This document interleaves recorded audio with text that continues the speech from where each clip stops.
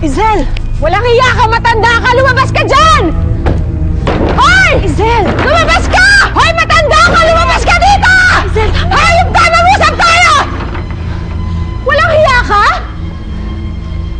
Inaasahan ko rin ang pagdating mo, Izel.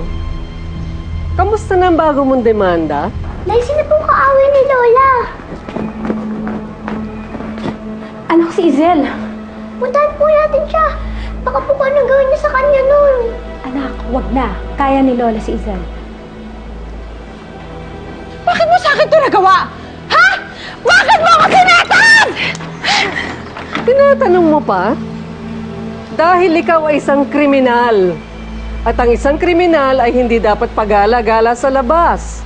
Dapat ito'y nabubulok sa kulungan. Hindi ako makukulong! Uubusin ko lahat ng yaman ko para ang pamilya mo makulong! Hayop ka! Lumabas ka dito! Tingnan natin kung magagawa mo pa yon. Wala ka ng pera, Izel. Wala ka ng pera, wala ka ng asawa, at makukulong ka pa. Ang kapal na mukha mo! Lumabas ka dito! Sasakalin kita! Izel, tama na! Hayop ka! Lumabas ka dito!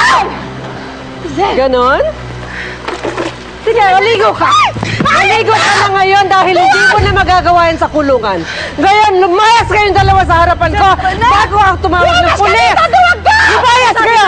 Huwag ka! Mapapahiya ka lang eh! Hindi ka nakaporno sa matandang yun! Tingnan mo! Izel! Tama na yan! Ano gagawin mo? Izel, talo ko ulit! Izel! Lumabas ka ulit niya! Labas! Labas! Izel, tama na! Izel!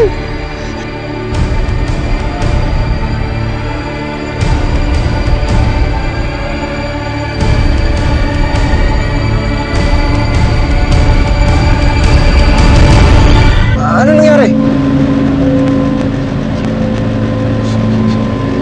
Mano, pakibilisan mo, ha?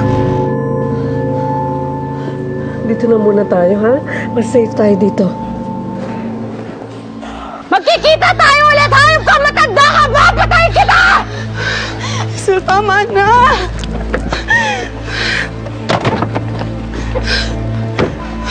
Tara na!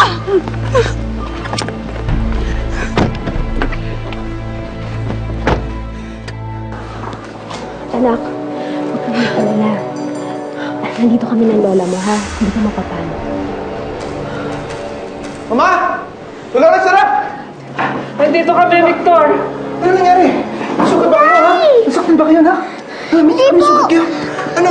Sino may gawa nito? Okay lang kami. Okay lang kami. Sino pa? Di yung walang yung Izel na yon. Kapakahip ng babaeng yan. Patawagan ko si Roman, kailangan niyo malaman to.